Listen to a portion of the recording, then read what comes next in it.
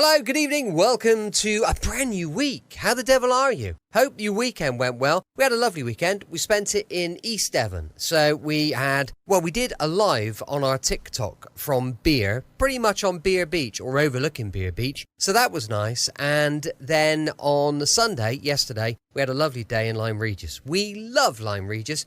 I would like to move to Lyme Regis, but at the moment, I need to convince Vicky. It's not going too well, but we'll get there, maybe, if I keep on enough. We'll see how it goes. Welcome to another episode of Brett's Old Sun Radio Show. Thank you for joining us once again for our regular late-night visit to those dusty studio archives of old-time radio shows right here at my home in the southwest of the United Kingdom. I'm Brett. I'm your host for our Night Sun podcast. Welcome to another episode. I've got Facebook, Instagram, YouTube, and TikTok. At the moment, they're all called Brett's Old Sun Radio Show. If you could follow us, it would be brilliant. Got a supporter page at patreon.com/Sunday Night Mystery. Now then, I think it's time to crack on. It's our second episode of Suspense by Alfred Hitchcock. This one's called The Burning Court. First broadcast on the 17th of July, 1942.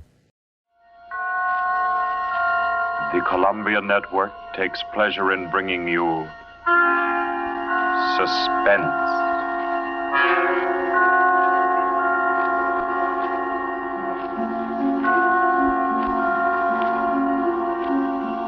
Suspense.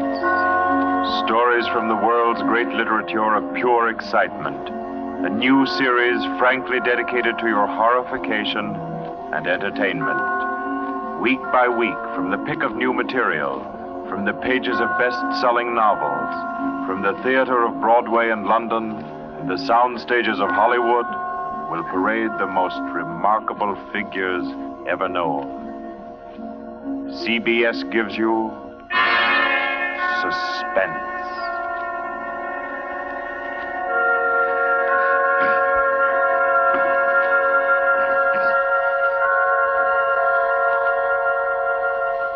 Tonight's presentation is one of the finest of the contemporary stories of mystery and terror. John Dickson Carr's famous novel, The Burning Court.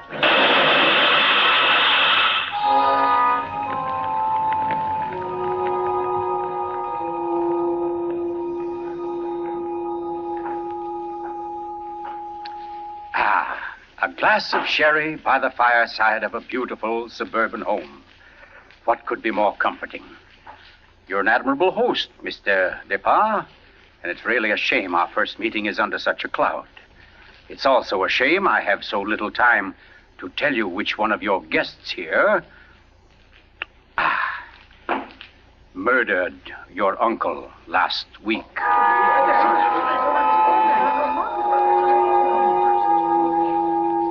Now, let's see now. I believe we're all here.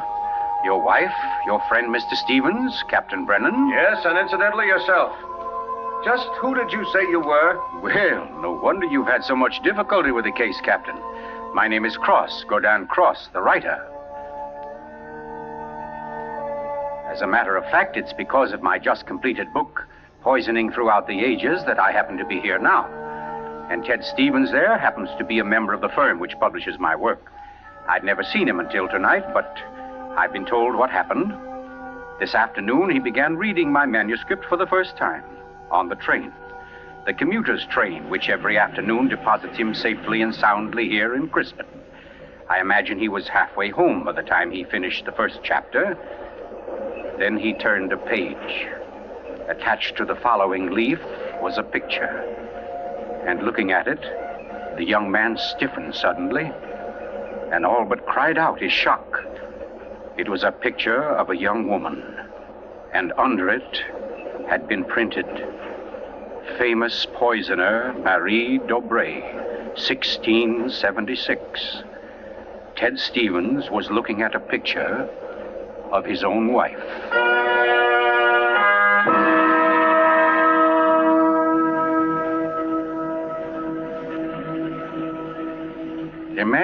Imagine his 25-year-old wife in 17th century costume. The face, the features, even a wistfulness of expression were identical. Even the name, Dobré, was his wife's maiden name. But no, that was ridiculous. This woman in the picture was Well, one of his wife's ancestors. Yes, that was it. Simply an amazing family resemblance. Marie would be waiting for him at the station, and he'd have to tell her about it. He wondered why, however, she'd never told him about. Oh, well, but you don't discuss such an ancestor, do you? Ted Stevens glanced down at the chapter to which the picture had been attached. It was entitled, The Affair of the Non-Dead Woman.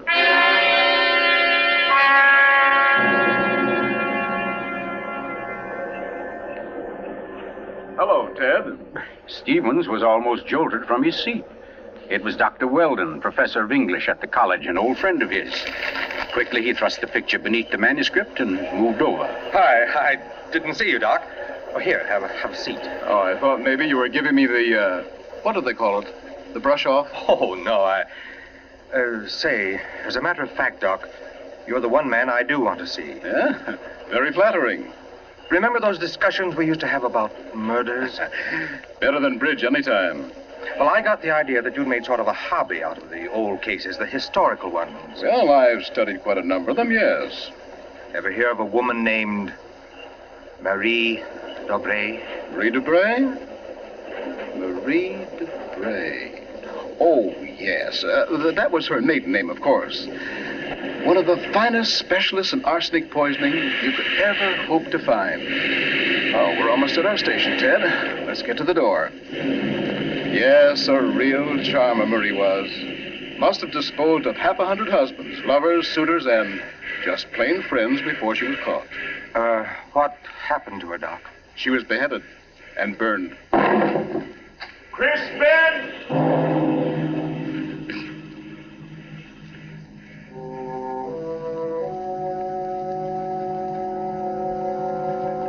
Oh, absurd, laughable. Ted Stevens kept saying this to himself, and yet what he knew was a foolish dread followed him straight through the small suburban station and clung to him as he reached the street. And there in the roadster was Marie, leaning toward him a little to hold the door open and smiling at him. Oh, Ted, what on earth are you staring at? That streetlight shining on your hair, I like that. Oh, you're tight. Come on, get in the car.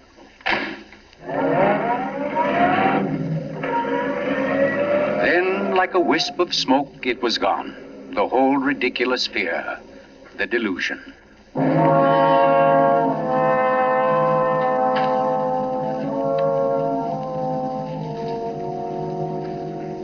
When at home, Marie brought the cocktails into the living room.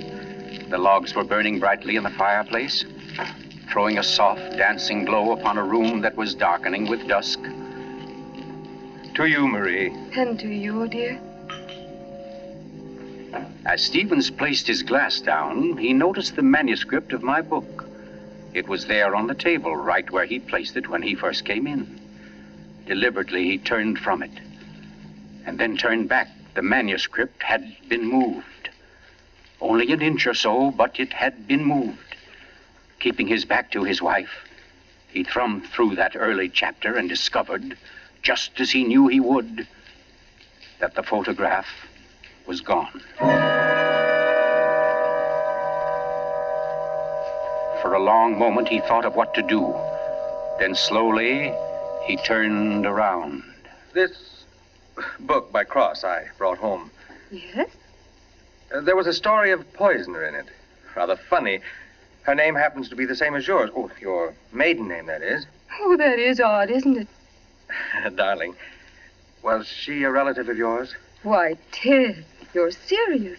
In a way, yes. Oh, I don't mean it's really important. It's just that, well, when you run across a person who's a dead ringer for your own wife and who lived 300 years ago and was a top-flight poisoner, well, you like to hear about it, that's all. What on earth are you talking about? Darling, be honest with me. Didn't you look at this manuscript when I was out of the room? No. You didn't take out a picture of a poisoner named Marie Dobré? I most certainly did not. Oh, Ted, what is this all about? What are you getting at? Oh, just this. Somebody took that picture out of that manuscript since I'd been home. Now, who's that? Well, I'll take a look. Wait, I don't feel like... Why, it's Mark Depard. Mark? Ted, wait a second. Yes? Ted, whatever it is he wants, promise you won't do it. Promise I won't do I it? mean, promise you won't get yourself involved. Please, Ted. Don't go out tonight. Say, what in the world is... Well, anyway, we can't let him stay outside. Mark, how are you? Come on in. Thanks, Ted. Just thinking about giving you a call later. Oh, let me have your hat. Oh, thanks. Marie, I hope you'll excuse me for popping in like this, but, well, I wanted to talk to Ted. It's rather important. Oh, I don't mind at all. Come on, Mark, we'll step into the library. Oh, you mind, dear? Of course not, Ted. I'll be making the sandwiches for her. Oh, grab that chair in the corner, Mark. Well, let's hear it. What's the trouble? Ted, my Uncle Miles was murdered. Murdered? Oh, the talk hasn't reached you yet, but it's already started. Nothing definite, of course, just that there was something wrong about Uncle Miles' death. But I don't... Mark, are you sure of this? You know he was murdered? I don't know. Of course I don't. I just don't see how it could be any other way. Uncle Miles, you know, had been sick for quite a while, but last Saturday he seemed so much better that Miss Corbett, that was his nurse, decided to take the day off. And, oh, you know all this. You and Marie were over that afternoon. Anyway, Lucy and I went to the club that night, to that masquerade party, and we left the old boy completely alone. I've cursed myself 1,000 times since. But what about your housekeeper, Mrs., what's her name? Henderson. Wasn't she around? Oh, sure. In that little house out in back. We told her to look in now and then, but, well, that wasn't good enough. It was after midnight when Lucy and I got back. Uncle Miles was dying. Ted, it looked exactly like one of his regular attacks, but then later, after he was gone, I happened to glance under the chest of drawers in his room. There was a small silver cup under there, almost drained, and Uncle Miles' cat. The cat was still warm, but quite dead. Oh. I managed to get the cat out of the house and buried without anyone seeing me. Next day, I had the contents of the cup analyzed. It was poison? Yes. Arsenic. Well, what do you want me to do? Help me open the crypt. What? I want to have a private autopsy performed. Help me get Uncle Miles' body out of that vault. Oh, I know it's a tough job. The thing is sealed solid, but we can do it. You mean without the police knowing about it? Without anybody knowing about it. Mrs. Henderson's visiting her sister, and I managed to send Lucy over to the club. You must be crazy. You're playing with dynamite, Mark. This is something you've got to tell the police now. I can't take that chance. But they'll have to know sometime. You're only I've delaying... got to know first, I tell you. You don't understand, Ted. There was somebody in Uncle Miles' room that night, handing him something in a silver cup. Mrs. Henderson was on the porch by the window. She saw her. She saw her? Ted, she thinks it was my wife. Oh, Lucy. It doesn't mean anything to Mrs. Henderson yet, because she doesn't suspect anything, but, well, Ted, you've got to see why I've got to be sure, why I've got to know how Uncle Miles died. Because it wasn't Lucy, Ted. I know it wasn't. Of course not, Mark. She had an alibi. Well, she was with you at the club, wasn't she? Yes. Except for half an hour. I see. You'll help me, won't you, Ted? When do we start? As soon as you can make it. Okay. Come on now. I'll get your hat. You trot on ahead, and I'll come over as soon as I can see Marie. You're not going to tell her about this. Of course not. I'll think of something. Don't you worry about it. No, thanks, Ted. Thanks a lot. Marie? I'm coming. Darling, Mark asked me to, I know, Ted. Here. You better take these sandwiches with you. You'll be hungry. But you knew I was going out? Yes, I knew. You listened to us? I couldn't help it, Ted. I had an idea what Mark's visit was about. The talk about his uncle's death. There's a lot of gossip about it in the village.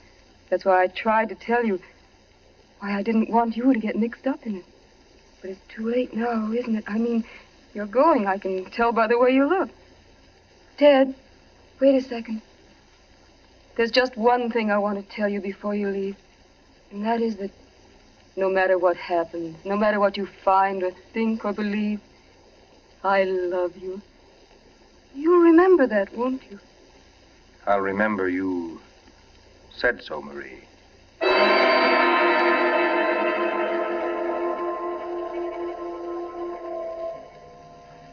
By the light of a dim kerosene lantern, Mark and Ted Stevens pounded their way through the thick shelf of rock that covered the Depar's ancestral tomb.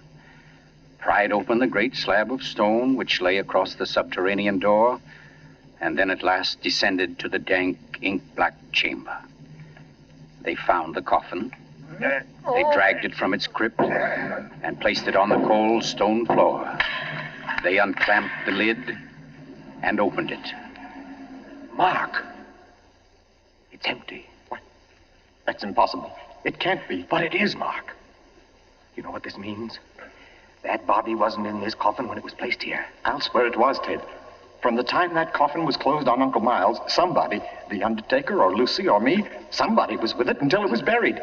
And the crypt was sealed right after. Then somebody beat us to it. Somebody's broken in here ahead of us. Broken in? Listen, Ted. Lucy and I have hardly left the house since the funeral. Do you think anybody could break in here, smash through that stone and cement without our seeing them or without our hearing them? Well... What? Well, you might as well come on out then. What? Who was that? Me, Mr. Depard, up here. My name's Captain Brennan. I'm from the office of the Commissioner of Police. From the... Like to talk to you if you don't mind, Mr. Depard. Here, follow my flashlight up. But I don't understand. How did you know about this? By listening, mainly. You mind if we go up to your house, Mr. Depard? Why, no. Not at all. Oh, thank you. Oh, Freddie. Look here, Captain, Freddie, this is Mr. Depard, Lieutenant Gray. Glad to know you, Mr. Depard. And Mr. Ted Stevens, isn't it? Well, how did you know my name? Very simple. I got the names of everybody who was here at the Depards the day the old man died. You and your wife were included. Oh, here we are. But I don't... Captain, who gave you those names? Why, your housekeeper, of course. Mrs. Henderson?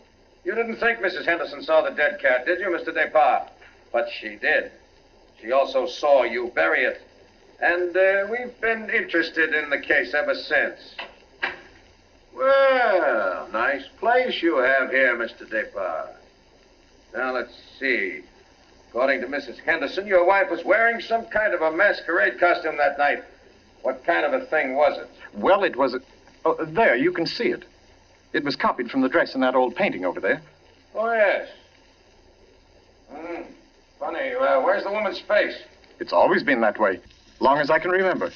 Somebody must have thrown acid on it or something. Can't blame them much. She was a poisoner. A poisoner? Yes. The story goes that one of my ancestors was responsible for her execution. Marie Dobray, her name was. Oh, yes, I've read about her. Learned all the poison tricks from one of her lovers, guy by the name of Godin Secroix. Oh, yes, Mr. Stevens. We cops read now and then. Did you say Godin Secroix? That's French. We call it cross. Ha! Absolutely no limit to a cop's education, is there? But to get back to your wife, Mr. Depard, she was dressed like the famous Marie. Now, when Mrs. Henderson looked through that window... Just a minute, Captain. Mrs. Henderson can't prove she saw a thing, and you know it. What do you mean? I mean you haven't any right to insinuate that my wife was in that room. Well, who's insinuating? I'm trying to say that Mrs. Henderson, after thinking it over, realizes she was tricked by the costume. The woman she saw in the funny clothes, handing the cup of poison to your uncle, wasn't your wife at all. What? Because your wife is an unusually tall young woman. And the one Mrs. Henderson saw was fully half a head shorter. More on the order, let's say, of Mr. Stevens' wife. My wife? Captain, this is absolutely ridiculous. Well, I don't know. Why, what's the matter, Mr. Stevens? You're trembling like a leaf. Tell me now, just for fun, where was Mrs. Stevens that night? She was home with me. The whole evening? Certainly. She retired early? Yes, we both did. You, I suppose, were sound asleep by midnight. Yes, I was. Then how do you know where your wife was? Well, Look here, Stevens. She had to have a costume that would match Mrs. Despard's. How did she manage that? Where did she get it? Well, she never had one. She never had a dress like that. And what about her motive? Why did she poison him? I don't know. Not for money, certainly. Then what was it? Hate? Did she hate Miles Despard? Yes, she did. No.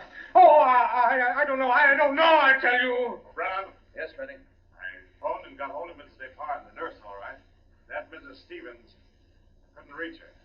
Her phone won't answer. Okay, have her picked up. I'm going home. Stevens, come back here. I'm going to get my wife. Want me to stop him, Brennan? No, go.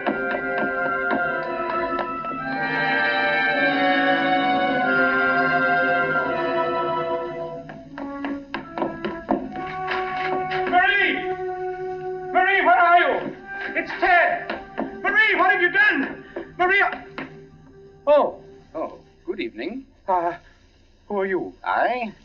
My name is Cross. Godin Cross. Cross? Where's my wife? What have you done to her? You fiend, what have you done to my wife? Why, nothing at all, young man. Here, sit down. You're lying. Something's happened to her. The police just phoned. There wasn't an answer. Why are you here? Why am I here? Well, because your wife, reading my chapter on the Dobrays, realized I knew more about the family than even she did. Because she found my phone number on the front cover of the manuscript. And because I know an exceptional case when I hear one. Does that answer your question? No, and you know it doesn't. Can't you see I've got to know whether... Yeah, I see. Whether your wife is that Marie Dobray, who was burnt by order of the High Tribunal for all poison cases, the burning court of France, witchcraft, black magic, the world across the threshold. You're quite sure, no doubt, also, that I'm Godin St. Croix, who first wooed her. No, my boy. No, my real name happens to be, of all things, Tom Simpson. Most unsuitable for a distinguished writing career, and Marie Dobray is no more your wife's real name than mine is Godin Cross. What? Your esteemed wife was an adopted child, Mr. Stevens, adopted by people in Canada named Dobray, remote members of the real family of poisoners. I can't believe it. Why didn't she tell me? Why? Because until I told her half an hour ago, she didn't know it herself. You see, in the course of my research on the family, I found out about it. And in the course of talking with your wife, I found out something else. How for years she was haunted by the fear that she might be a poisoner by inheritance, by blood. And you can see, can't you, why she never talked about it, her past to you? Yes. And yet, Mr. Stevens, you had all but made her forget that past. You. And that's why she was willing to lie, to steal a picture, do anything, in order to hold you to her. Yes, I see that now. You know, young man, I rather think she loves you. But as you will see, though, she comes only when I call her. Mrs. Stevens? You mean she's... Yes, Mr. Cross. Marie, it's you. You're all right? Oh, yes, dear. We're both all right now, and nothing can change it, ever. Marie, listen. Don't say Marie, dear. Say Maggie. Maggie? Oh, that's my name, my real name. Maggie McTavish. And it's a lovely name, dear. The most beautiful, gorgeous... Darling, please. You don't understand. The police, they think you had something to do with Miles' death. They think I did. So, now, Mr. Stevens, before we go back to the Depas, don't you think you'd better tell me everything that's been said and done up to date? Having just saved your wife's soul from the burning court, now I'll wrest her body from the electric chair.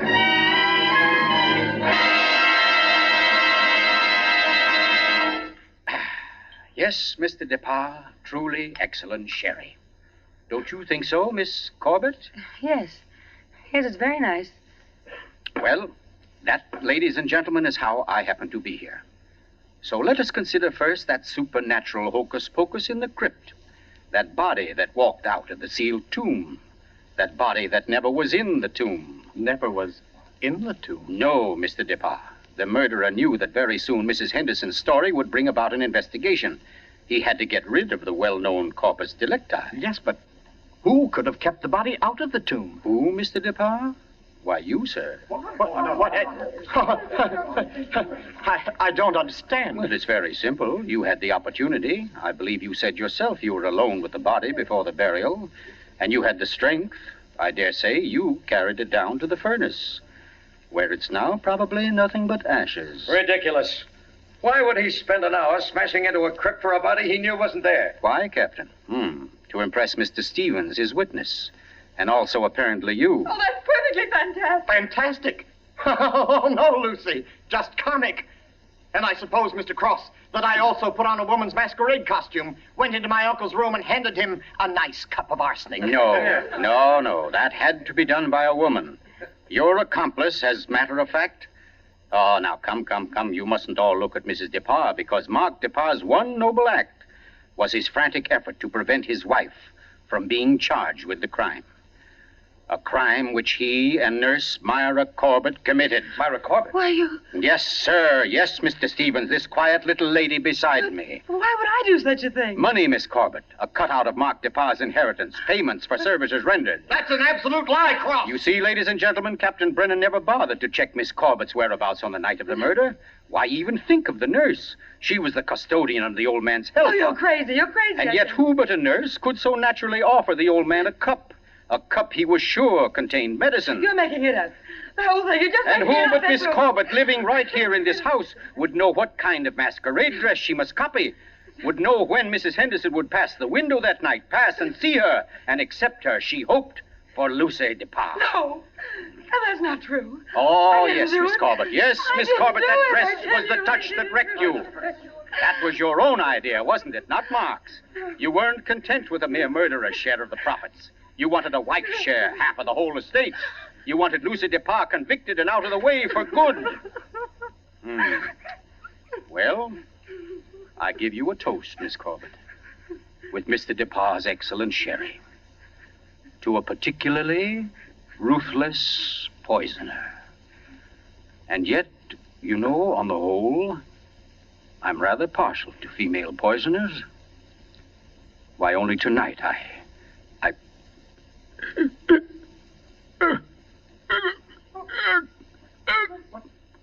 Get back. Here, let me get to him.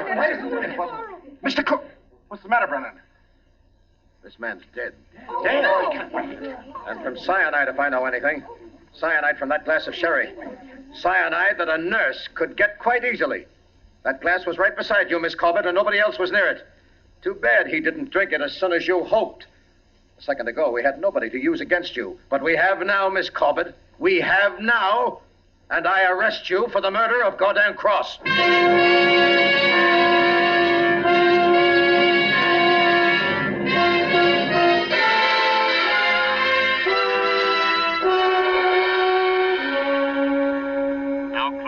Months ago that the prominent author was murdered, and tonight Myra Corbett pays with her life for that crime. The former nurse, at first protesting her innocence, in recent Yes, weeks has grown... I'm in here, dear. Oh.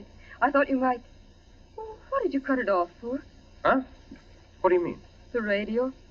Oh, yeah, well, I thought you wanted to talk. Oh, Ted, don't you think I know you better than that? What was on the radio? Well, there wasn't any... Okay. It was about Myra Corbett. She goes to the chair tonight. Oh. I didn't think you wanted to be reminded. I don't, really.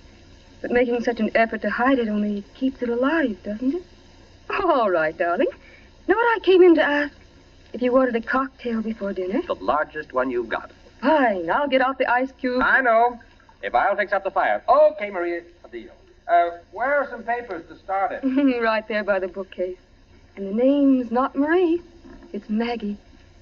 Because, darling, Marie's dead and gone forever.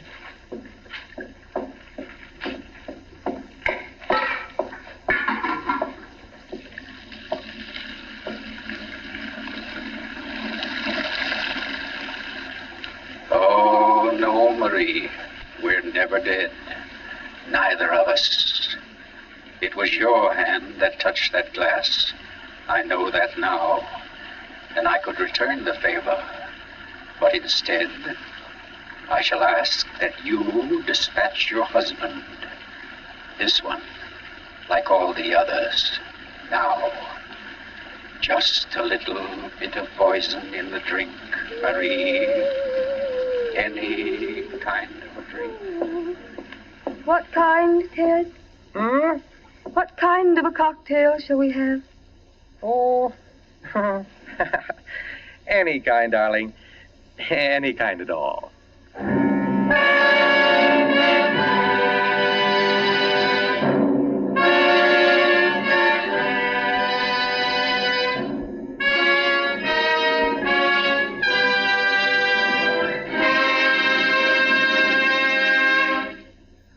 You've just heard The Burning Court from John Dixon Carr's famous novel, the first in Columbia's new series of outstanding classics and chills by world-famous authors. Tonight's play, ladies and gentlemen, has one rather special significance we think you'd like to know about. As you perhaps have heard, every fine comedian is said to cherish a secret desire to do an abrupt about-face. He pines for the part of a blackguard. Well, tonight you witness the fulfillment of one such desire. The role of that literary and quite infamous diehard, Gordon Cross, was portrayed by none other than Hollywood's expert provoker of laughs, Charlie Ruggles, here in New York for the world premiere of his latest screen success, Friendly Enemies. The role of Marie, well, that was enacted by a young lady who long ago won national acclaim as one of Broadway's most accomplished dramatic actresses, Miss Julie Hayden. Thank you, Charlie Ruggles and Miss Julie Hayden, for your splendid performances. The play tonight, as all plays in this series, was produced and directed by Charles Vander, written by Harold Metford and scored by Bernard Herrmann. Next week, we bring you an intensely exciting and moving drama, The Life of Nellie James. This is the Columbia Broadcasting System. Welcome back. Hope you enjoyed our latest Alfred Hitchcock Suspense episode. And don't forget, we'll be back tomorrow with the brilliant Tuesday night episode of Sherlock Holmes and Dr. Watson, going live at 5 p.m. UK time. As I mentioned earlier, we've got a supporter page, patreon.com/Sunday Night Mystery. Well, look, thanks for listening. I'll be with you 7 days a week, each and every week, and I'll see you tomorrow on Brett's Old Time Radio Show. Love you. Bye. For just £5 a month, you can get early access to all of our podcast episodes, copies of our script, access to further information, and that is just the tip of the iceberg. Head over to patreon.com/Sunday Night Mystery. £5 a month. That's cheaper than 15 minutes of parking at Bristol Airport. Yeah, I know, it's crazy, isn't it?